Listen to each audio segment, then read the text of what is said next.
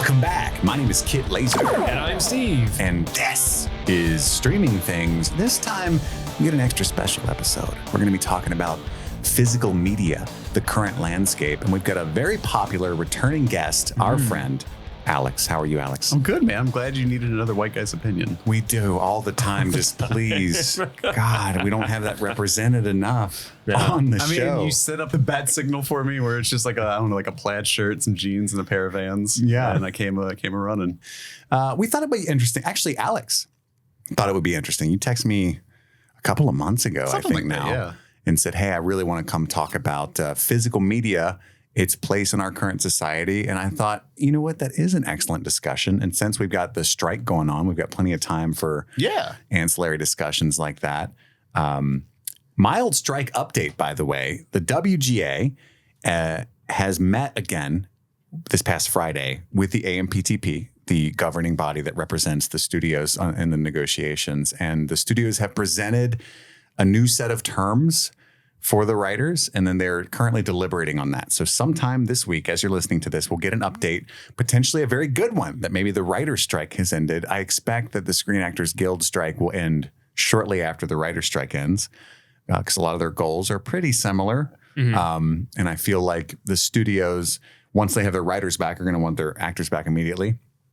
So then game on for the Lost coverage. Game on. Game on. Wayne's World reference.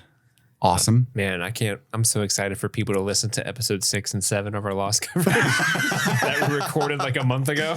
I hope it just hops right back. I hope we didn't kill the steam. I don't think we did. You know, I just re-release 1 through 5 again. Just start over. Yeah. Reboot. What strike? So yeah, that's something to look forward to. And most importantly, we hope that the writers and the actors get all of the items that they need to live and work safely, right? Yeah. All of the things on their list. So we're hoping for that, but we got our first sniff of hope as far as the strike goes, because it's the first time they met in like 3 months, right? The strike's been going on for, as I speak now, 103 days. Dang. So it's the longest strike it's ever been. No, for the writers at least. No, so the longest strike was in 1988. And the writer's strike then went on for 158 days. Oh, okay. And the strike in 1960 that coincided with an actor's strike, the most similar one to what we're experiencing now, was 143 days long, I believe. Because I looked all this up the other day. It lasted 51 days after the actors joined. Okay. Because like now the writers struck first, right? Mm-hmm. And then the Empire struck back. Yeah. And then that's kind of where we're at. So to start a new precedent, it could go on another couple of months and without breaking any records or anything, which was really disheartening to read. Yeah.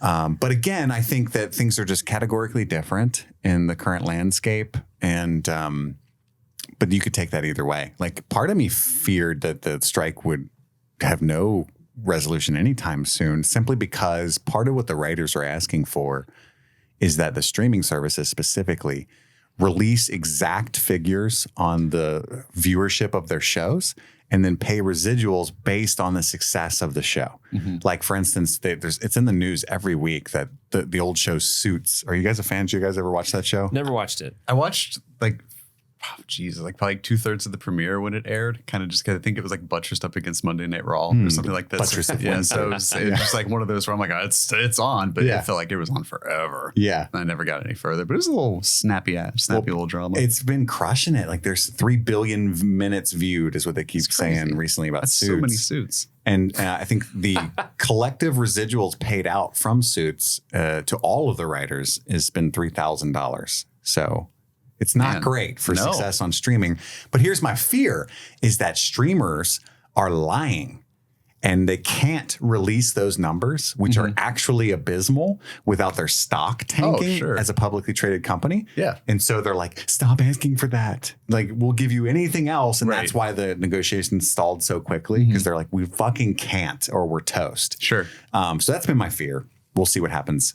But yeah, that's looking good. But in the meantime, guys, we're going to be talking about physical media. Yeah. So let's start this off with just an overview where you're at currently. How do you feel about physical media? Do you own a bunch of DVDs and Blu-rays? That's what we mean, by the way. We're talking about stuff you can hold, you know? Laser discs. Yes. Kit laser discs. Kit Yes. laser Kit discs. beta tapes. Steve, we'll start with you because I happen to have purchased your entire collection from you. You have. So we know the answer to this question Yeah. already. So I was actually years ago, like in the mid aughts, I was super heavily ingrained in the Blu-ray versus HD DVD war that overtook the nation in the mid aughts. I lost a lot of boys in that war. A lot of, I think some of the finest men served in that war. There was Dallas from Seattle. There was Cleveland Seattle from Detroit. Dallas. Oh. And Tex, I don't remember what Tex was from. But yeah, so I was really, really into it. I was on Team Blu-ray.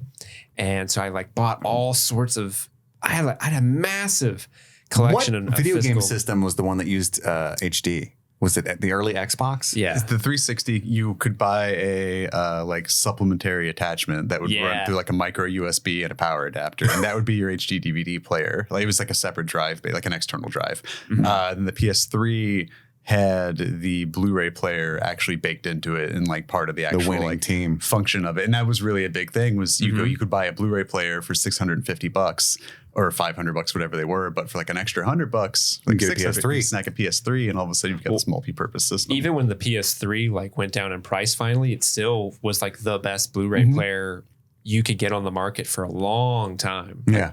Which was insane. But yeah, so and I was a Sony boy. I was into that. Sony boy. I was into the Xbox versus Sony game wars of the mid 2000s that was also raging the country. And that was just the side that I picked.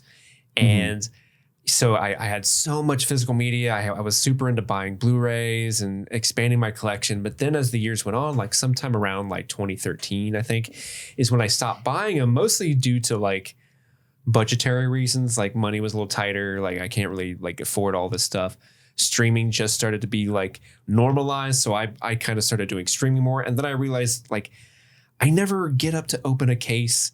I just like, what's streaming? Okay, I'll watch that. And I was just kind of getting fed up with, and I was moving into apartments which were Moving smaller. with them sucks. Yes. Yeah. And I was moving into smaller and smaller spaces because, like, you know, now I'm in my apartment. I've got boxes of these Blu-rays that I'm not using. And so finally I was like, I'm just going to get rid of it. And I gave him, I mean, you bought them from me, but yeah. You tried to give them. I did try to give them to you. So what happened was Steve said, why don't you come over, go through my collection, because he abbreviates everything. It's weird. And it's totes true. Go through my collection, pick out what you want. And so I come over, I'm excited because I'm rebuilding my collection. We'll get to that story later. I'm really excited to do that. And I'm like, I want this, I want this, I want this. And I start looking. Steve has a particular taste that I don't have. Like he's got all of the seasons of Lost on Blu-ray, for instance. He's got Fringe. He's got Firefly. Yeah. Sci-fi boy. And I don't own any of this stuff. And so I look at him and I felt really guilty because he had 400 or 500 Blu-rays or something. A bunch of them, it was significant. Yeah. And I'm like, okay, he said I can have whatever I wanted, but I feel like if I just take it all, that's fucking rude. Like because like maybe he's got other friends that might want some stuff. Sure. So in a split second decision, and at the time you were going through what you were going through with your family splitting up and stuff. And maybe I don't think you were doing great. Like financially, it was like stuff you were still figuring out. And so I just thought, how about I just give you some money and I just take all of this? And you were such a nice guy. You're like, well, I feel a little awkward about that. Anyway, that's what happened. I just took the whole fucking thing. And it ended up being a bunch of like, you're going to be aghast at this, but there was quite a few like WrestleMania Blu-rays and stuff. I had to toss. Hell yeah. You toss those? Oh, man. Probably. Beautiful 1080i footage. Come on. Oh, man. You should have given those back. It wasn't those are memories. It was. I don't know if I tossed them or if I donated them. The Rock versus John Cena once in a lifetime, and then next year Rock versus John Cena twice in a lifetime. It wasn't even like classic. If it was like the original Royal, like some Bam Bam Bigelow shit or something, I would have kept it. Steve Austin. But it was like it was like 25. The Miz and shit. I don't care about that whole era. TVPG era, 2011. All that noise. It was when I was getting back into wrestling, I bought the 5 previous years WrestleManias so I could catch up on what had happened you need in archival wrestling. footage. Yeah. Then you realize that, if I just turn on the most recent episode of wrestling, they'll just catch me up to everything. Yeah. So many commercial breaks. Like, if you're just joining us, here's the 15-year legacy of the WWE title that you missed. Basically, if you're just joining us. But other than that, it all sits, Can't believe you it all sits proudly on my shelf, right? But yeah, so that's what happened with Steve. I mean, do you have any books or any physical media? Do you collect? How do you do with CDs? Dude, I haven't collected CDs ever. I don't know. Like, I'm just not when it comes to music, I hopped on pretty early of digitally collecting music. So I have a lot of Zune. How early? Oh my gosh. Like, before that, it was Kazaa. Yeah, BearShare, Kazaa, Yes. all those downloading platforms. LimeWire, yeah. FrostWire. I didn't use FrostWire, but I do remember it. There's a lot of wires. Yeah, a lot of them. So I had adopted like digital music pretty early on, like in the early 2000s, maybe late 90s. Remember when you could burn a CD? I would burn them all the time. Yeah. Just a hot mixtape for your friends. Like, hi, are you a coworker I have? Let me burn you a CD of my favorite songs this year that you unsolicited. Boner Jams 08. I love the way you phrase when you discovered pirating. Because when you're just like, I was an early adopter to digital music. And it's just like through things like Napster and Kazaa. And it's like, no, you're not bullshitting me. Like, no, I know what you're saying. Oh, yeah. I wasn't paying for this music. Right. You know that old ad, like, you wouldn't steal a car. You wouldn't download a car. It's like, I would download a car if I With could. 3D printers? Yeah. There's actually an interesting conversation I'm not qualified to have about how piracy is actually really good for art. Yeah. I've seen people claiming that a lot recently, and I don't know the finer points of the talk. We can get into that here, I think. Oh, you have one. Well, I think it's relevant from a sense of like people see it as like almost like a moral advocacy for art preservation. Curation and Yeah. So Alex, where do you stand? How's your physical media going? It's one of those things where like I waffled for a while. Like when I was younger, like mid-teens, it was always something that was around. Like my dad bought a lot of like VHSs and things like that. And then, so it was kind of always like part of me in a way. And so then by the time I was like in my teens and like mowing lawns for cash and stuff like that, that's like all I spent my money on was just like DVDs that, go to Media Play, Best Buy, like Suncoast at the mall and stuff like that. And go every Tuesday when the new releases came out? not that crazy, but it'd be like on weekends or like, Do you remember Phil's Records? Were you a fan? I remember Phil's. Yeah, that's still kicking. Yeah. Yeah, he's on like his fifth I remember location. the original location in Latonia there. Yeah. Well, there's the Latonia one and there's the one in Fort Mitchell too. But yeah, so you do stuff like that, but then I started working at GameStop when I was 18, and right around that time was both at the peak and sudden end of when they were taking DVDs in trade. And you were just took in everything that would come through, give like $0.25, $1 for whatever.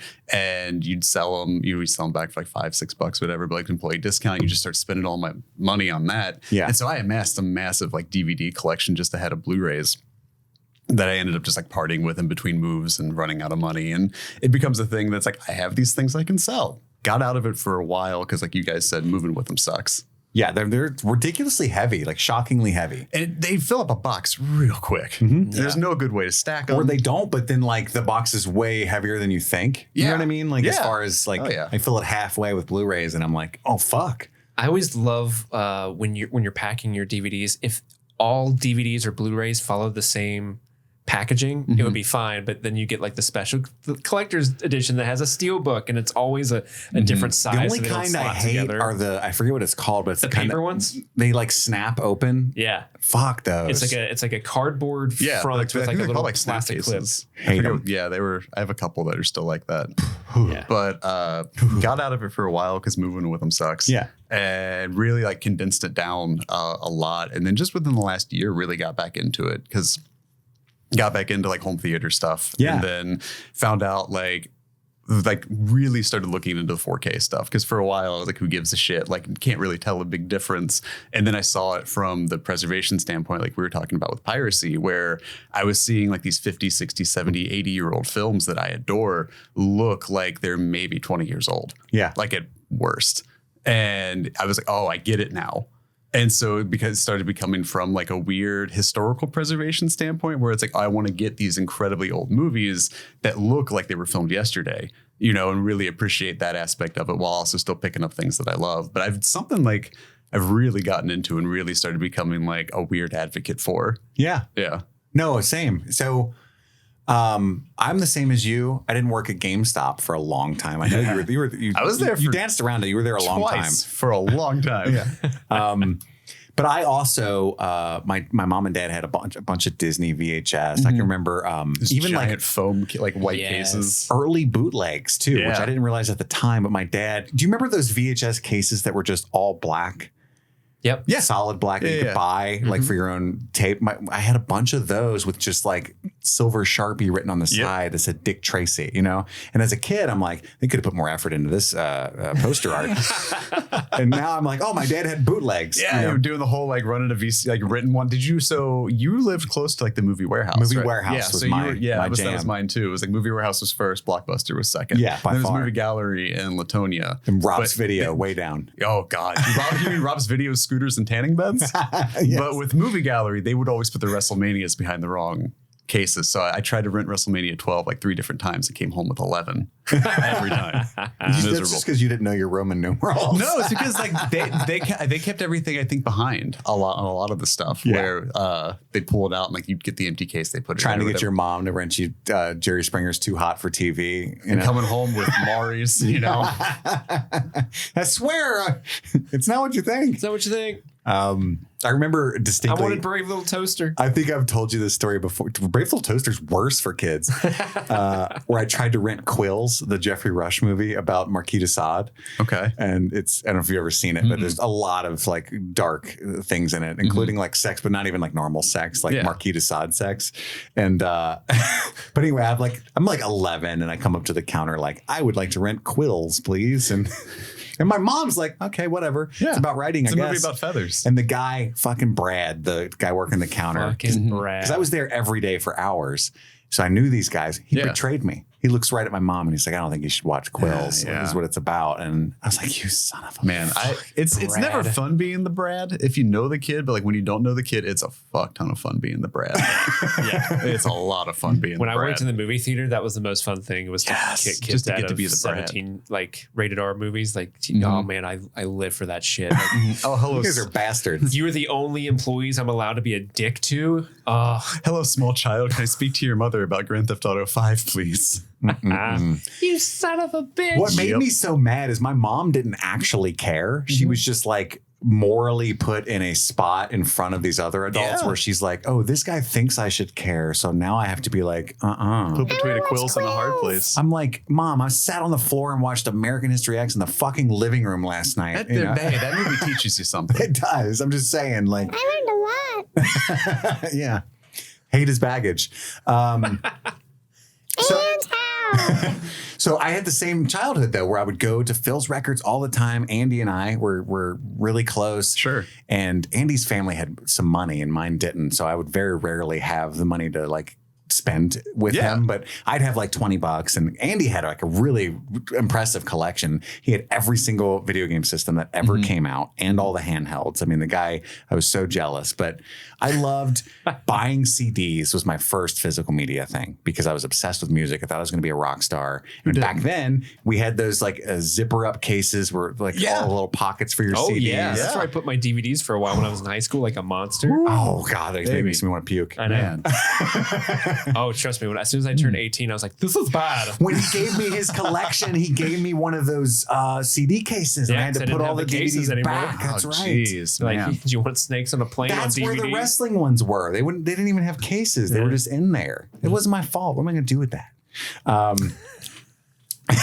So I bought all these CDs. I adored them. And then over time, we started burning them and ripping them. And then iPods came out. But in my late teens, maybe 16 or so, I started buying all these DVDs. Because back then, that was such a joy. Like your friend would come over. Yeah. He would hand you a DVD of like SLC Punk or Gummo or something bizarre. And you'd be like, it was like this thing you could hold and you couldn't rent it at the movie warehouse. It was like, there was no streaming or internet of it. It was just like, if you knew a fucking weird guy that had a copy of Gummo or Romper Stomper or something, like you were in. And if you didn't know that weird guy, you were out. And it made it special. And so I started collecting. I had a massive, I don't know, 1,500, 2,000 DVDs and then early Blu-rays by the time I was 18 or 19. But I also had a rabid opioid addiction. And it's all I would do is snort my pills, smoke cigarettes and weed, and watch movies. That's all I did not work because I was like a thief and stuff. So I didn't have to do any of that. I lived in my girlfriend's parents' house and I'm watching all these movies and stuff all the time. And one day I got desperate enough. I took that entire fucking collection and all my books. I collected a ton of books too. It's so ridiculous to think about it now. I'm like almost homeless. I'm couch surfing and everybody who would let me crash at their place, I've got these giant Tupperwares of autographed novels and giant Tupperwares of Blu-rays and DVDs and like a duffel bag of clothes. Yeah. And that's it. Yeah. And they're like, this guy's got his priorities.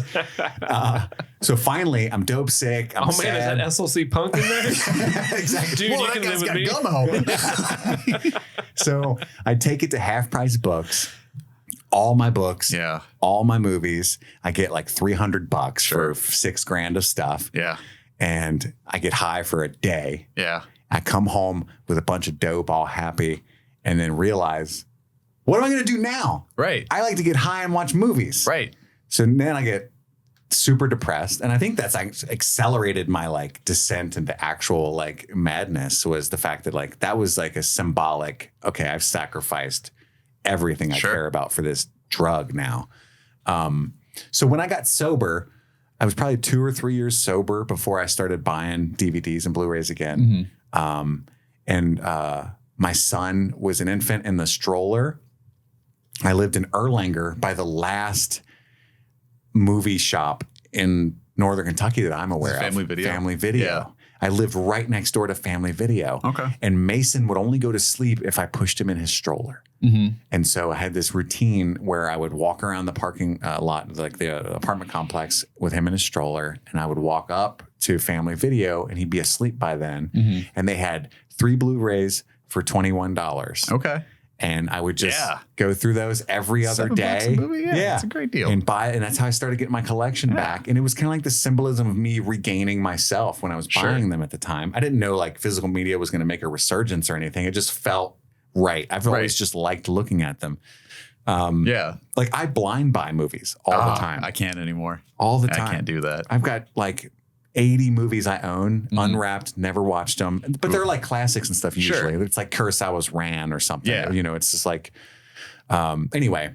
So that's what happened. Now, the collection is bigger and better than it's ever been. There you go. I've got, I don't know, 2,000-3,000 blue. I stopped buying DVDs. It really bothers me to buy a DVD. Yeah, I mean, like, you're going like 2 generations back, and that's sort of sad. You know, like there's certain things that are like only available on DVD. Where like for me, it's like there's certain things where it's like okay, the line has stopped here, but like you know maybe one day.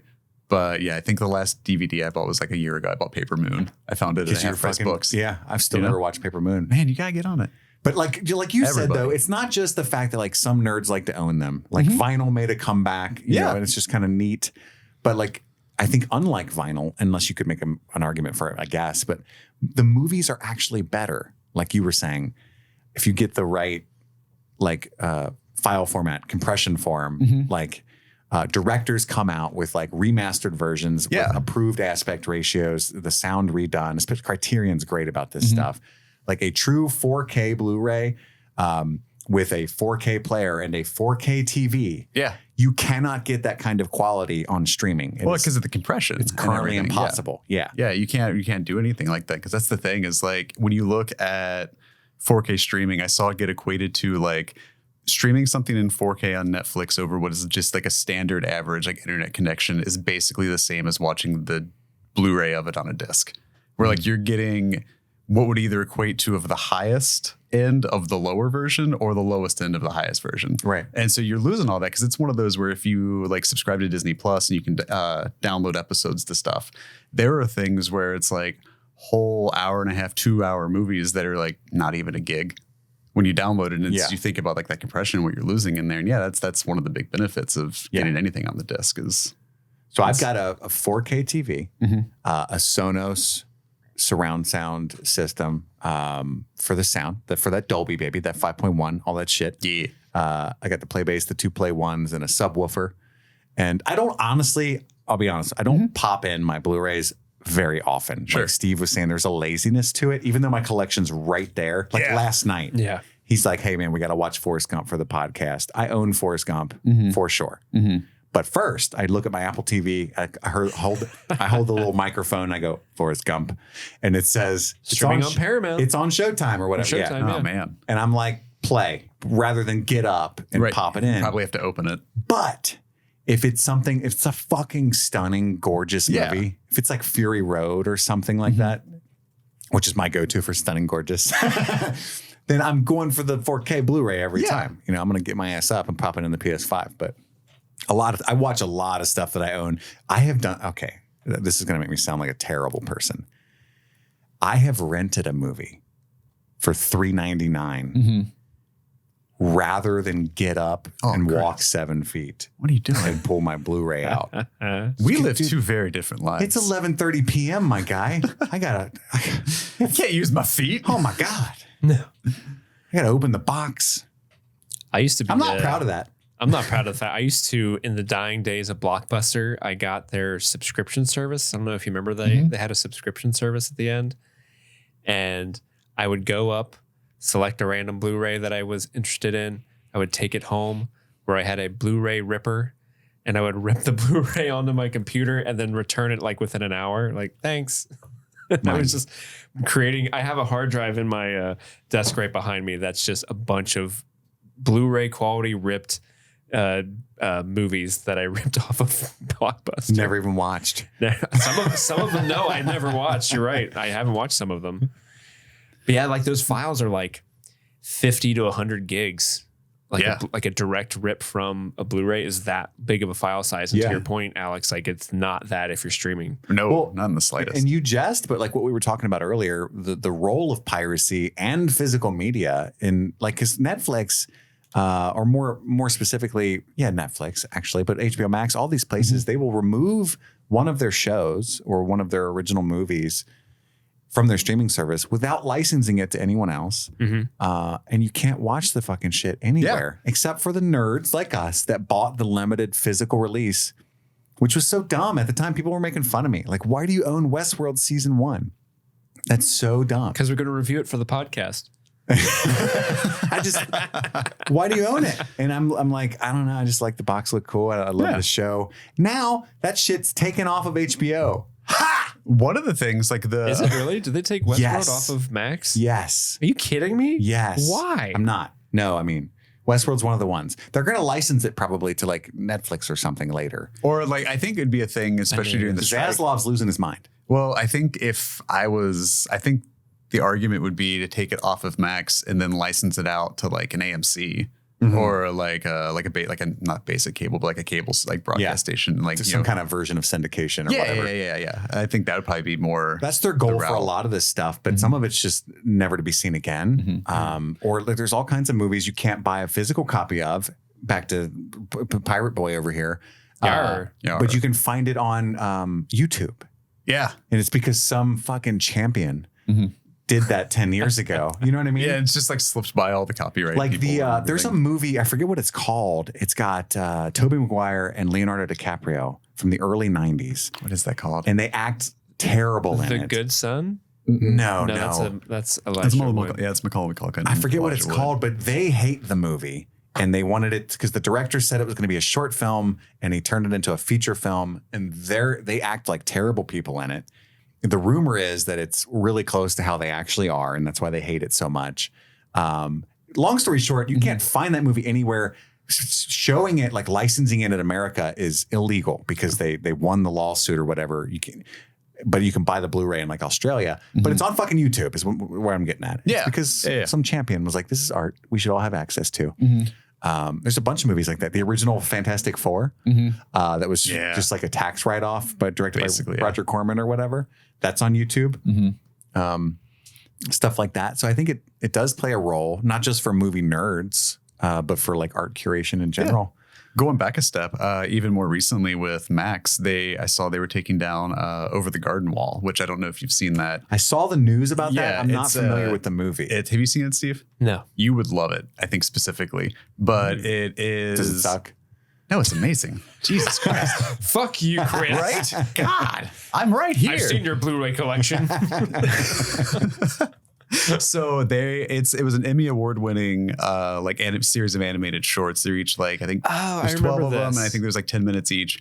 But they're taking it down from Max apparently, right as it's getting to be like that time to watch it, because it's very like autumn setting, very Halloween themed, very like that kind of time. But the last time it had a physical release in North America was a limited run DVD back in like when it came out. So it's one of those things we're going back to like from a preservation standpoint and from just an accessibility standpoint. We're seeing it, with like right away. It's not just, Netflix taking down Netflix. We're like, oh, we're not going to do House of Cards anymore. It's like stuff that hasn't seen the light of day in so long. It's just like, at risk of being lost. And like, that's just in our generation. Yes. Yeah. Disney's pulling out of physical in Australia too. Yeah. Yeah. Oh, my shit's going to skyrocket in value. Right. I'm actually looking at a copy of one of my favorite movies, The Handmaiden. That's a Park Chan-wook film. There is no American Blu-ray of it available anymore. It's out of print. So you have to buy, and I don't have so there's region A players, which is what we have in America, and then region B players, which is elsewhere. Such a dumb concept. And so I don't have a region B player. Like a region free player is like $400 or something. I'm not there. However, I did learn that, you probably know this, but I learned this like 6 months ago. They can't region lock 4K. Yeah. So if there is a 4K available, I bought a 4K Old Boy and fucking cheated the system. Like, yes. Yeah. Paid like $80 for the Steelbook or something. I was like, fuck it. But there is no 4K for The Handmaiden, and it makes me very upset. So please do that. It is on Prime Video, but I really want the Blu-ray. On the topic of 4K Park Chan-wook, did you see Decision to Leave's getting one? I bought like the actual like 4K. Like 4K. Decision, no, I do own the Blu-ray, but I don't have I think Decision Leave's getting a 4K release like this year or next year. Because of what happened to all his other films, I immediately bought Decision to Leave on Blu-ray. Like while these are hot. When you loved it so much. I did love it so much. 5 stars, baby. That's my favorite director. Yeah. But there's all kinds of movies you literally can't even buy the Blu-ray or DVD for.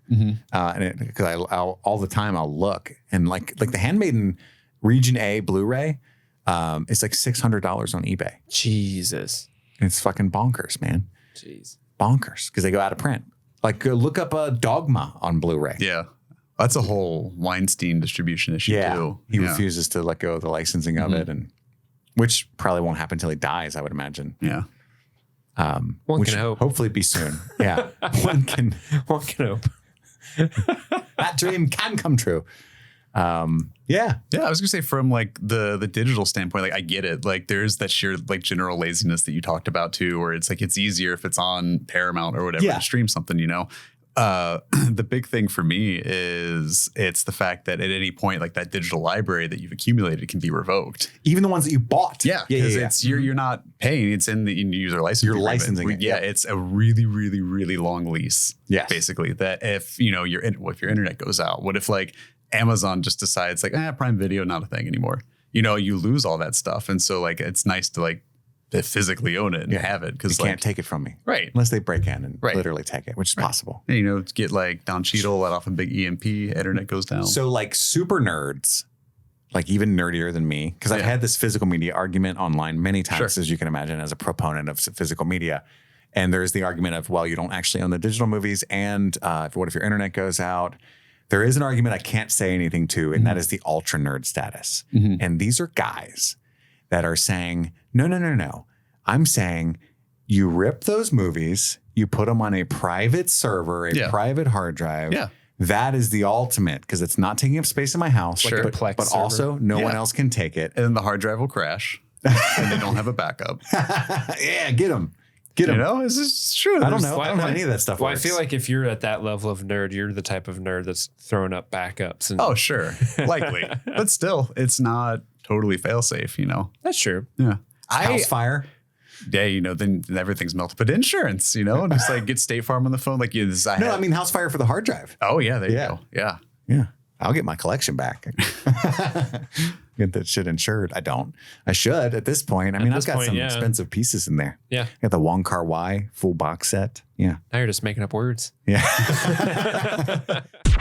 This episode is brought to you by BetterHelp. It can be tough out there as we try to navigate the many twists and turns that life throws our way. Not every problem we face has an obvious or easy solution, but talking through these issues can always bring major benefits. So whether you're dealing with a career change, relationship help, or just getting used to your new normal, therapy helps you stay connected to what you really want while you navigate life, so you can move forward with confidence and excitement. I myself have benefited from therapy. I have benefited from BetterHelp. I was struggling to find myself and figure out who I was post-divorce. BetterHelp matched me with an amazing therapist who taught me all about codependency, what it was, and ways I can combat it and realize my whole true self. So if it sounds like therapy is the right move for you, then give BetterHelp a try. It's online, convenient, flexible, and can work with your schedule. Filling out a brief questionnaire is all it takes to get matched with a licensed therapist, and you can switch therapists at any time. To start your own therapy journey, visit betterhelp.com/streamingthings today to get 10%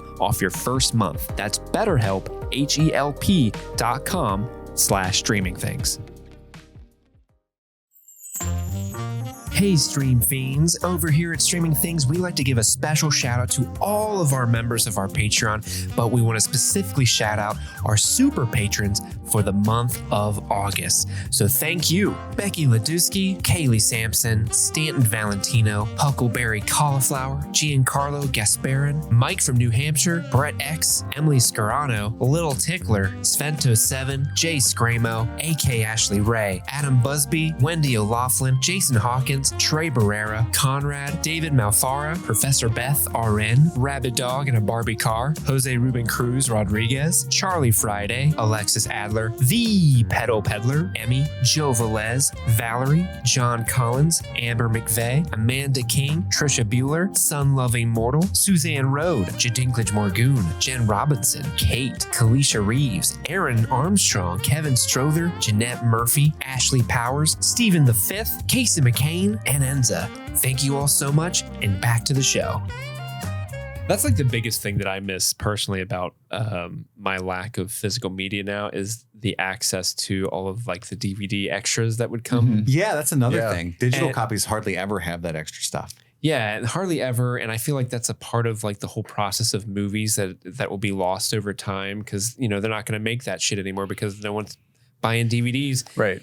And are they still like compiling B-roll and stuff as much? Like, well, I guess they are now because the physical media is making a resurgence, but yeah, I don't know. I don't think it's happening as wide scale because they would do that shit for like, we made a movie called Wag the Dog. And it's like, we got all the BTS director's commentary for the mid-level drama that isn't being made anymore. Well, they would have like full documentaries. Full documentaries. You get to like interview, like, I'm the sound guy that worked on Cars. This is my philosophies for doing the sound design on Cars. Yeah. And like the character design for genuinely interesting. Yeah, like interesting. The bonus features of Sin City was what got me into like, oh, I want to make movies. Yeah, because he's like Robert Rodriguez in his basement, just with After Effects open on a massive like curve. He's like, yeah, you know, this is just what I'm doing. And he's like, oh, yeah, to make the car look like it's spinning, I just, you know, craned up and spun the car and craned down. I'm like, you're a genius, and I love this, and I want to do this. Dude, you know, like it was wild walking through that studio and seeing like he's like, here's the room where the entirety of Sin City was filmed. And it's not a huge room. Yeah. You know what I mean? It's maybe crazy. Maybe like an elementary school gymnasium. Yeah. With like just one wall as a giant green screen. And it's like, what the fuck? That's nuts. Yeah. That's the thing I miss. And there was also, I don't know if you guys remember this, but there was an art to a DVD menu.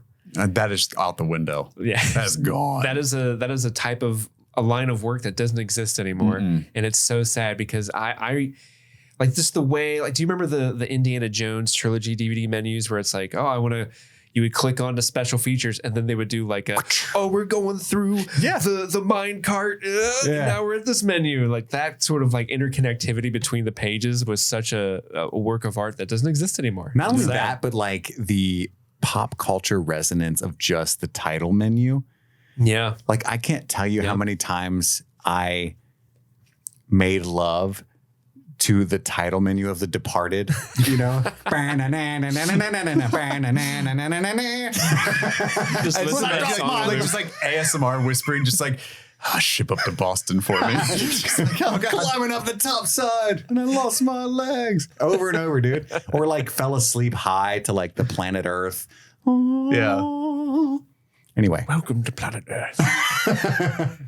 Or like, do you remember how some DVDs would have like a mysterious page that you had to like, well, you press up 3, 4, 9 on your remote in this particular sub menu, and it'll open up a secret I don't remember how to do it, but on the Final Fantasy The Spirits Within DVD, which I continue to say is the only Final Fantasy anything I've ever finished, is Same. There's a certain thing you can do in the menu where you go to like one sub menu and you go down to like some weird active frame that you can't tell is actually part of the menu, but if you select it, it's a fully animated rendition of the characters in the movie doing Thriller. Yeah, that type of shit. Yeah. I had no idea the that one anything like this existed. The one that I Wedding think Singer of is DVD had karaoke mode. Did it really? Yeah, where it had like that's popular music from the actual movie itself, and it would actually do like a karaoke mode for you. That's so good. Oh my God. The one that I was thinking of was in Star Wars Episode 2, Attack of the Clones. You can go to a specific menu and do some sort of random string of prompts from the remote, and it would bring up a short little scene of, because it had digital, that was the first movie with a digital Yoda. Oh, yeah. And it had like the digital Yoda, and there's like a bunch of digital clones, and then they like start going, and then like the little Yoda's like doing like No way. gang signs and like dancing around. Oh, man. Yeah. Oh, Lucas had a ball with that. You can find that on YouTube. Someone like put like the Yoda dance. Sure. That you can see it, But it's not as magical. Yeah, when you stumble across it, like, wait, you do what? And then you put in the inputs. You're like, whoa, that worked? No way. I feel like I'm part of some fraternity that knows. I'm taking this. notes to remember to make a TikTok video about secret DVD menus. That's a good topic. There you go. honestly. I'm having my mind blown right I now. wonder if I can Google real quick secret DVD menus. You're going to get to some other shit. So I brought some perhaps startling statistics for the two of you regarding Drop it on physical us. media while you're Googling this. So this is for the week ending of August 5th. And I know you can kind of like eyeball it, so I'm going to curve it in case you know. No, I don't. Yeah, no, it's all just good. It's chicken all good. scratch to me, buddy. Could you guess? That's what it looks like. Could you guess the percentage for week ending August 5th of 2023 in the United States, the percentage of physical media movie sales that DVDs took up? I'm going to be. I think it's disappointingly high, or maybe it's what it sounds like, and it's low. Can you repeat that for me real quick? Yes. For the week ending of August 5th, 2023 in the United States, for physical media sales regarding movies, the percentage of the sales, so out of 100, that DVDs occupied. Yeah, so like for all the movies that were sold, I'm what gonna percentage was DVDs? I'm going to say, I would say 34. I'm going to go 45. 48.4% That's gross. was DVDs. Blu-rays were 30.7 and 4K UHD was 20.9. Wow. Guardians of the Galaxy 3 actually was almost an even split between the three formats. 34% for 4K and Blu-ray and 32% for DVD. Because I think of the people that DVDs are just cheaper. Well, have you seen They're that? cheaper and they're a lot more easily accessible now. Because I know for the longest time, like the PlayStation 2 was the highest selling console year over year, like up until like 2015. So one of the is things, two things really, is I don't know if you've seen this. Walmart has actually been doing their DVD-sized cases of things that are, it's the 4K disc, the Blu-ray, the DVD, and the digital copy. Yeah, there's like the multi-format is what they call that, right? Yeah, but it's just everything. Yeah. But there was that, and then Walmart I hate because they predominantly sell DVDs, even if they're brand new movies. Because if I stop in that aisle, like I always do at any superstore, I always stop by the movies. I fucking hate Walmart's because it's like 80% DVDs. I don't have the article handy. There's one where I think Walmart is opening up negotiations with a group that's called like SDS. And I think it's like Universal and another studio that likes to partner with retailers to actually like work with them on their physical media distribution and like their aisles and setups and stuff like that. Well, Best Buy was actually removing their physical media from movies. I heard that in some stores. Mine's still kicking. You get the one in Florence, right? No, I got I have one, and I have one over in more towards the west side. I think I've been to that, and it's got an extensive movie collection. There were two. There was one. I went to a random Best Buy in West Ohio and was like, there's one in, if you ever want the closest equivalent in the area to a Best Buy in the 90s, it is the Best Buy at Waterstone Plaza around Fairfield. Circuit City. I would kind of, where it's just like you actually walk in and like there's still someone sampling the car audio section. Yeah. Yeah. And you're just like, oh, yeah, like, okay, like, cool. There's a Squier guitar. My guy. Yeah. They even had a whole, Shout Factory section. Yeah, You know what I mean? sure. Like I was like, oh, this is fucking crazy. Because at Florence Best Buy, there's only like 2 It's not a whole shelves. lot. Yeah. But I still spend a couple hundred every time I go in that bitch. But at the same time that Best Buy is removing this, Target is removing movie sections. I feel like you said, the whole reason for this episode is that there is a kind of a resurgence. Well, I think amidst the it's strike, weird. that conversation's coming up more because we are seeing like streaming residuals are hurting the people that are actually like producing it, that are making this relevant to more Steve's interest. Paramount with canceling Star Trek Prodigy and then removing it from Paramount Plus. Is like just subsequently and kind of like not retconning it, but kind of just acting like, yeah, we don't know what that is, but like splitting the seasons up between like the DVD releases and things like that. You know, it's one of those where it's just like, yeah, you don't know how long this stuff's going to be up. How long is it going to last? How long is somebody going to support it? Yeah. Yeah. It's And for me, it's like I've seen it too many times where I was like, I'll buy that when it goes. Because initially, I hate spending $34 on a Blu-ray. that's miserable. I really do. Yeah. That's Way too too much. much. However, if you wait for it to get cheaper, because it'll be $12 in a year, right? Right? No, not always. Not always. Sometimes it will be $140 on eBay, and that's the only place you can get it now because it's out of print. So now, if I have the money, I'm getting that shit. I pre-order steelbooks specifically, or really like hot ticket items. Like I have pre-orders for Across the Spider-Verse. There's a re-release, a 4K release of The Exorcist, and now that William Friedkin just passed away recently, I'm instantly pre-ordered that shit. Well, 'cause and the that's going to sell like steelbook looks a hotcakes. lot better than the actual cover. Yeah, it looks really good. Yeah, the cover for The Exorcist looks real bad. And you to should your- make that the thumbnail for the show. And to your point, I tried to buy copies of To Live and Die in L.A. and Sorcerer and what's his other really, really good movie that everybody loves? Doesn't matter. Yeah. I can't. There is no Blu-ray copy that you can find unless it's from like England, and I have to check see what the region is, and it's just like, why? Yeah, it's tricky. This is like a really famous movie. Like, who's? I know there's like business licensing reasons and stuff, but it's frustrating. I was like, I just want to watch the fucking movie, and it's not on streamers anywhere. And so I was like, fuck it, I'll buy the Blu-ray, and I can't buy that either. Oh, John Woo's films, like Chinese films, Hard Boiled. Yeah. The Killer. I can't buy this shit on Blu-ray. I can't. Right. And it's not streaming anywhere. I And there's literally no like can't North watch American distribution rights because it probably wouldn't make any money to do it. Or if they do it, it'll be like one of 3,000. Yes. Yeah. So it's like I literally have never seen Hard Boiled, and I can't. And that's what's fucked up about like that's weird in the age that we live in. Yeah. And everybody online's like, download it, idiot, torrent, right? And I'm not like morally opposed to that. I just literally don't know how, and I refuse to like learn. I'm not doing it because that'll be a rabbit hole I don't want to go in. You know, I'm just not that guy. I get it. I'm Yeah. not that guy, pal. Yeah. I'm not that guy, buddy. I don't even have a Facebook. You know what I mean? I'm just not that guy. Yeah, there was I don't torrent things anymore because I've gotten to a place in my life where I don't have to. Like, but when people are like pirating, it's always kind of a like, do you need to do it? Or are you just doing it for fun? Like, because I want to be able to give money to the people that made the movie, and I want to support them by purchasing things. But also, like someone said a long time ago, the biggest problem with piracy at large is just merely a lack of access. Like it's not easy for people to access these things, so they just download them. Yeah. And that always like struck with me. Like if you make your properties as easy as possible for people to consume, the likelihood of it being pirated will decrease. It's not going to go away, but it will become a lot lower the more barriers you put up for people. And you see it with like video game emulation, you know, where I think from a certain perspective, I think we as just a culture, as just like as humanity, are really, really bad about art preservation beyond paintings. You know, or beyond like poetry and writing and literature. You know, we don't factor in movies. We don't factor in shows. We don't factor in things like video games, God forbid, because, you know, it's not really seen in the same light. We don't see it as art. We don't see it as forms of creation in the majority.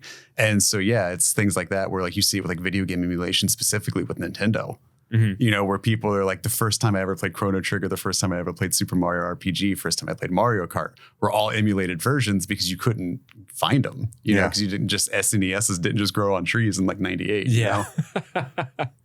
I wish interesting. they would. I wish they would grow on trees. That'd be great. I'd plant one right now. Yeah. I have one of those essentially authorized emulators where it's like the the SNES in the little box that has like 50 SNES games on it. Yeah, like the SNES Classics. The classics. I have one of those. Just thought I'd throw that out there. Contra is really fucking hard, by the way. Mm-hmm. Oh yeah. Games were stupid, dumb hard back then. Well, they were crossing the line between getting the arcade style games, which were designed to just put money into them. Yeah. Be so hard that you had to keep playing. Yeah. You'd have like your quarter games, you have your dollar games, but like in terms of difficulty. But yeah, then that transitioned into the console market, and it became a really long time before developers could find that line where they're like, okay, how do we make this hard enough that we're not trying to get money from them, because that's not the point of this, but like also still make it playable. So a lot of those games like Contra, so people can't rent a game for like $3 and beat it in a couple days. Disney did that with The Lion King. That's why the Roar with the Monkeys Can't Wait to Be King level is so hard. It's so hard. It's so hard. I do remember beating that game as a kid, and that was one of my greatest achievements. That's crazy. I like the original Dark Souls was Lion King. I made that joke in a tweet like 4 years ago for like a crowd of nobody. It's true though. It really, really was. Yeah, there's a level before I go to make another point. There's a level in the Lion King Genesis game, just while it's fresh in my mind, where it's the Stampede. And what's so fascinating about that is for a 16-bit like side-scrolling platformer game, they actually created this Z-axis where Simba's running away from the Stampede, but he's staying in place, and the hyenas, like the actual like scans of the hyenas, are just getting larger behind him. So it's like creating this whole like idea of a Z-axis, which is just really cool for a game to do in like 94. They're ahead of its time. Yeah. And the movie. Yeah. It just couldn't wait to be king. It just couldn't wait. Just couldn't wait. But going back to the DVD statistics, I just wanted to make like a plea for people who may own a 4K TV and may own a PlayStation 5 or an Xbox Series X and has that hooked up to the 4K TV. No, I'm just saying. And there's a tertiary bit that's important in this Venn diagram, and you're still buying DVDs. Okay, that's not me. You have all the means to just go a step further. Pick up the Blu-ray. No one's asking you to go all in. Just like a couple extra, what is it, $18 for the DVD of Top Gun and $21 for the Blu-ray? What are you missing out on? Yeah. Just upgrade, take advantage, take 28 for the 4K, baby. That's fine. You're getting there. Well, we'll get there. You can be, join the niche of the niche of the niche. That is the 20% of the 4K sales. But just take a step. Take a step into just a little bit of the deeper end of the pool of the 30%.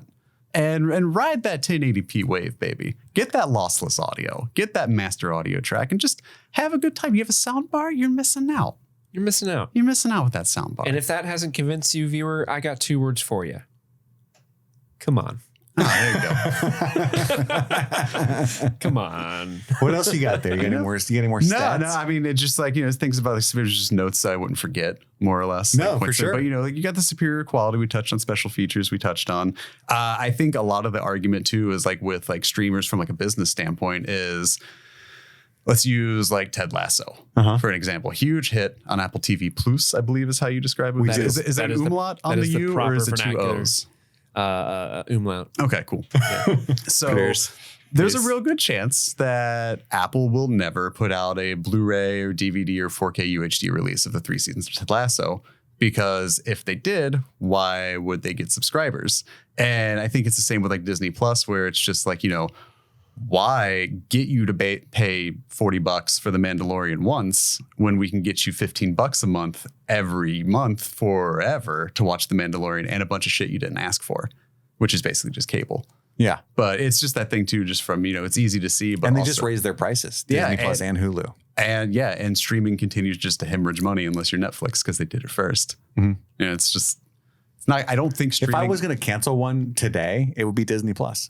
You Suck think so? my balls. Yes, absolutely. You're going to lose that Bluey access?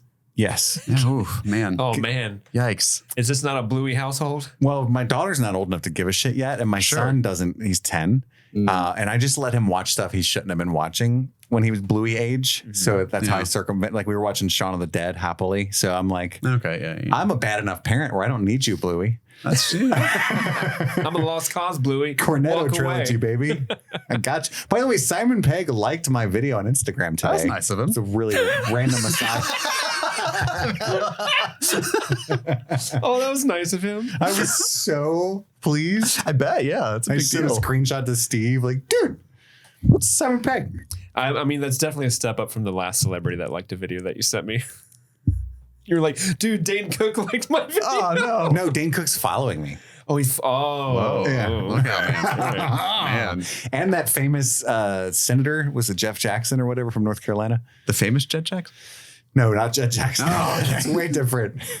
That's the dude that actually uses TikTok for Yeah. political. He's following me, and I'm afraid to follow him back because then we'll be mutuals, and he'll have he's the government, you know. Yeah. Do you think he's gonna message you with his I don't know. MLM scheme? Like, I where he's don't just know. like, "Hey, Chris, it's been a long time since I talked to you. My wife sells Lululemon, and I want to tell you." Know, I don't know what my actual fear is. I'm just like when I went Chris, to let me follow ask you a back, I was like, Let me ask you a question. Do you want to be your own boss? yeah, he just like ropes me in. You know 3 guys? How would you like to get those 3 guys to work for you? That's what Show we me a call a check for $6 million. triangular I scheme. quit my job right now. I guess I am actually, so it was kind of funny. I updated my LinkedIn for the first time in like 6 years because I kind of have to use it for work more often. And I was putting like my new position at work and everything. And I thought, wait a minute, I'm technically a small business owner. Let me just put that in. Oh, yeah. And so I put in like, part owner, Streaming Things, LLC. And then like the next day, LinkedIn sent me a notification. Is Streaming Things hiring? Do you want to get some people on LinkedIn to work for you at Streaming Things? I'm like, No, we're not. It's not that kind of small business. I want to make a LinkedIn for former presidents and just call it Abraham LinkedIn. God damn it, Alex. I fucking love you. That's right up my alley. That's so geared specifically towards me. That is such a specific Steve thing. Do you know how much he loves presidents I've heard it mentioned. and so good. corniness? Abraham Lincoln. You're so happy. Oh, you just made my year. Holy shit, that was good. I'm crying. I just want to be the guy on the show that points out it is not good. Oh, way to John Wilkes Booth his joke, you son of a bitch. Would you say John Wick's booth? I need Mr. Wicks. It's Booth. Yeah, I'm guessing I'm back. Yeah. I'm going to the theater. Semper Tyrannis. See, there's some Give me deep a cut gun. president jokes going on right now. Mm-hmm. Okay. Yeah. Yeah. Actually, Good. do you guys want to? I pulled up a list of some of the best or some people's favorite DVD menu Easter eggs. Ooh. Okay. Yes, please. Lay 'em on me. This is from a Reddit post. The top one is in the Memento 2-disc DVD, you can unlock the chronological version of the film. You put in disc 2, then Fight Psycho Mantis from that control. oh, I see you like Castlevania. Yeah, you have to put in disc 2, select the clock, choose the C on the following 5 pages. You'll see a quiz that shows 4 illustrated panels of a woman changing a flat tire in a car. And you basically just got to answer a quiz, and then that's Like a CAPTCHA? yeah, like it's like a whole bunch of prompts you have to do. In the menu for House of 1,000 Corpses, if you stay idle on the menu, Captain Spaulding will begin talking trash about you and then start ignoring you in return. That one I knew just by Okay. virtue of That sounds passing like out Shenmue with. for the Dreamcast. Yeah. What the fuck is a Shenmue?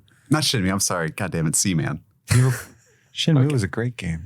I know. That's a real deep cut for people that no one but me would know that Was it like joke. a Mega 64 joke? Or No, there's a podcast I used to listen to, and I did a podcast with a host, PlayStation Radio UK.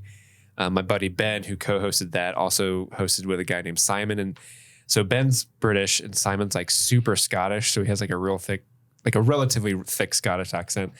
And there was this ongoing joke where they would talk about the game Shenmue, and he had never played it, so he would always go, "What the fuck is a Shenmue?"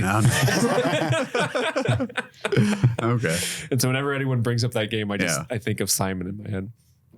But yeah, there's a ton of them. They talk about the dancing Yoda. Oh, sorry, it was the Revenge of the Sith DVD. My bad. I'm fixing my notes for my video later. Thank you. Let's see. You don't want to get corrected in the comments. God, no. You do a little bit. That's engagement, baby. There are some odd hidden But not for being a features. fraud. Right. The MGM Special Edition DVD of Blue Velvet. The best being David Lynch on camera detailing his favorite menu items from McDonald's. Accessible by highlighting the word special in special features menu. So yeah, there's a bunch of random I wonder stuff. if I own any of these old DVDs that I can do this on can still. test it out. I do have the House of 1,000 Corpses one, but that one I've seen just because I would pass out with the DVD menus on so often. Yeah. I think we all would back then. You know, you stand up late watching a movie and you wake up to some weird shit on your DVD There was menu. my old roommate and I would alternate. Some nights I would, or like in mornings, I would wake up and hear like the horns and saxophones of the Roseanne theme. And then like coming from his room, and then some mornings it'd be like the theremin from Scrubs coming in from my room, where like we'd just fallen asleep to like some random sitcom and the DVDs just looping, or like weird like Simpsons sounds from like the menus and stuff like that. Yeah, no, so. I watched this. I used to own the entirety of Weeds. Remember that show? Oh, Yeah, I remember Weeds. Mary Louise Parker. Ticky tacky little box. Anyway. Yep, that was a whole thing. That was a whole era. So let's end it with this. I got a fun idea. Steve, you can't really play. I guess you could. No. Do you know who that is? No. It's Kurt Russell from Tombstone. That makes a lot of sense. The creek scene. Yeah, no, that is it. No. I have never seen a better man in slow motion yelling no, firing a gun scene than the one in Tombstone. So good. It's the best of all time. No. With that mustache. Oh God, all authentic mustaches. What is your favorite item that you own of physical media? I was not expecting that. I can answer this. I have physical media still. What's your answer, Steve? My favorite. Taylor Swift, 1989, Taylor's version. I'm happy How'd to have you know? still hung on to my Blu-ray copy of Best in Show. Really? Yeah, I still have Like that. from high school? Yeah, still that one has managed to survive the tides. That would be that's your favorite movie of all time. That's like Isn't my it? second favorite. Yeah, Rocky and whatnot. Steve? My favorite bit of physical media is I have the vinyl record of Corey Hart's First Offense album that features the song Sunglasses at Night. Wear my sunglasses at night. That's special to me because my girlfriend gave it to me because we had a very fun night at karaoke where I sang that song, and it was our second date, I think, that we kind of like, because I recorded an episode of this with Andy, finished, ran to the bar where she was and met her, and she's like, I dare you to sing this song. And I'm like, okay, yeah. And I had been drinking at this point. So I'm like, yeah, absolutely. I'll sing Sunglasses at Night by Corey Hart. And I get on stage and like that's the song starts playing. And I'm like, in the microphone, I go, this is a really bad time to realize I don't know the words to this song. Oh no. So I sang the whole song where I would do like, I wear my sunglasses. I got that, but everything else like, Man. Yeah. yeah. And so she gave me that record as a Christmas So you gift. could practice. So you can learn the words, right? Yeah. Yeah. I would say the lyrics are in like the liner notes, or They are. I believe yeah, so. Yeah. there you go. Yep. Yeah, So baby. yeah, it's a vinyl record. I want to get more into collecting vinyl records. Actually, that's Me something too. I That's wanna a I don't whole even. other, like, I don't even expensive have a slippery record slope. player, and I'm scared of it. Yeah, because I already have so many books and movies. So with the movies one, what I've had to do is, because I've caught myself, because before I know it's what a slippery slope it can be, to where you're just like, oh, you have by like 3, and then all of a sudden it's like 30, you know? Yeah, I've literally bought 30 many times. I have a Microsoft Excel spreadsheet that I have built myself that tracks the most recent purchases I've made and like how many days it's been since I've made one. So I can't use the whole, like, it's been a while since I've treated myself excuse. But then I have a table of everything that I would love to have that would make like my dream movie library. I have the titles, I have the MSRP price, the max I'm willing to pay, and then the price that I actually paid for them. And then it changes different colors based on how within the price range I am, if I go over or under and whatnot too. But then it breaks out into a whole bunch of other tables from there. So I can see how much money I've spent, how much money I've saved. I need all of this. That's what you meant earlier with my wild ass spreadsheet. Yeah, it's all the stuff I've learned from like working in an office. when you said we're vastly different people. That's what you meant. Yeah. Because I would pay a fucking stupid amount of money to never have to do what you did with that spreadsheet. Yeah, my Like, wife keeps saying I should sell it. I would. Like probably she should. said you should, Like you the should sell algorithm? that. Make an app like about sell it? the actual like Excel, like the base spreadsheet. Yeah. Just like all the tabs broken out. All you have to do is plug in the information. As, like, I the wish I was instructions say. like you. I I'm had just to do not. it. I had to do it. There's rules. I'm not allowed to double dip. I can't do rules. blind buys. Here's the thing. I had to stop myself from blind buys. I made a separate tab of movies with 4K releases I've never seen that I thought that might look good. And so I can just like over time watch them and then see which side of the table they move to, you know? So I'll do this thing where my collection's so big. Yeah. I buy movies I already own and don't know I own. Oh, no. See, I have them all cataloged in an app. Fairly often. Yeah. Well, I do this thing where I take a picture of my collection, and when I'm shopping, it's alphabetical, obviously, because I'm not a savage. Sure. So I'll zoom in and see if I have it. Get the Blu-ray app. I have the Blu-ray app. It's fucking trash. Just scan the barcode. And there's no way I'm going to spend the time doing that. But you only got to do it all that But the much good once. news is I have like 20 movies I can just give you because I own multiple copies of them. I don't, but I see, so this is the other thing, right? Is I'm trying to keep it within the limited shelf space that I have without trying to be like, I've got to move to the next shelves on these like built-in shelves our basement has. I bought more shelves. Well, we have built-ins in our basement that like the previous owners had done. And so like I occupy like a strip of them. You're saying you don't want my free unopened movies because they won't fit on your shelf? No, I will take them. Obviously. I'm just saying every now and then I go, like right now I'm going through a pruning process because it's starting to get a little tight. I have about 1,000 DVDs and Yeah. about 2,000 Blu-rays. That's crazy. And I need to, obviously I don't want the fucking DVDs, but some of them don't have Blu-ray copies that exist yet. Yeah. And some of them I just haven't bought. Yeah. So I need to go through and find which DVDs I own also in Blu-ray and chuck them, meaning sell them. Chuck. But I also have like a good 25 Blu-rays that I just got home, went to put on the shelf and went, fucking idiot. That's crazy. Like Paul, it's usually it's something innocuous. Like I bought Paul Newman's The Hustler Okay, yeah. for $5 and then saw it for $5 a year later and was like, oh, what a steal. They were the hustler. Yes, indeed. You got hustled. Yeah. But also I have like I bought a 4K recently that I already owned. Whoa. And for Jaws maybe or something. Okay. It was not cheap and I felt dumb as shit. Oh man. But I'm just bad with money. Yeah. I don't know why. So I can be, and that's why I have that really intricate spreadsheet. I don't know if it's because I grew up poor or Do you want the spreadsheet? I won't use it. I'm just saying, if you, I should. just I have a friend who is a millionaire in his early 30s. Yeah. Because he drives a used Honda Fit that he bought for $4,000. Yeah. Totaled it. They don't make those anymore. Got more money from his insurance than he paid for the car. Yeah. And he drove it for years and then bought another one just like it.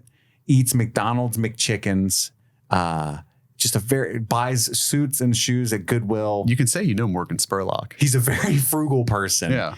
And I laugh at him. And he's like, my kids will never have to work. And I'm like, yeah, but your kids know a sad old man who eats shitty food, wears shitty clothes. My kids will never have to work. Your kids have never seen Death Race 2000 either. That's right. That's right. Who's right now? That's right.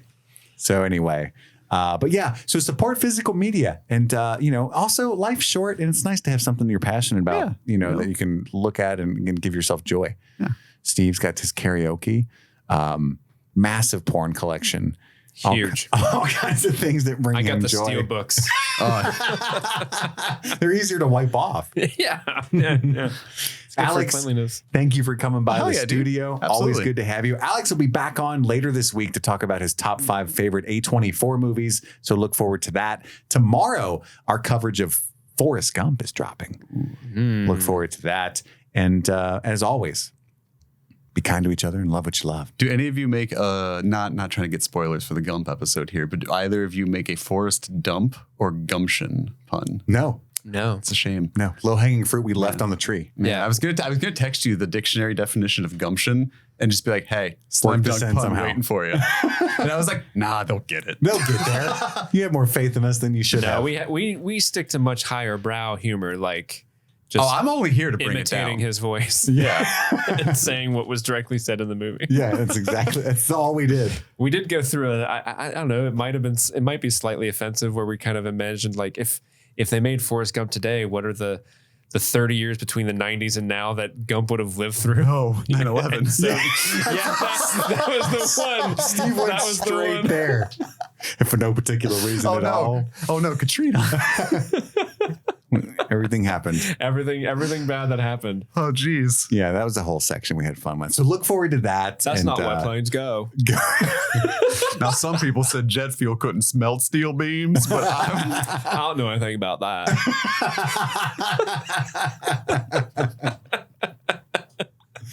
Go to streamingthingspod.com to find other episodes. Patreon.com/streamingthings. Follow us on all social medias and just be kind to each other. We appreciate that. That's all the time we have for right now. My name is Kit Laser. I'm Alex. Damn it, I hit the busted button. And I'm okay, Steve. buddy. And this was Streaming Things. Happy streaming. Or pop in that Blu-ray.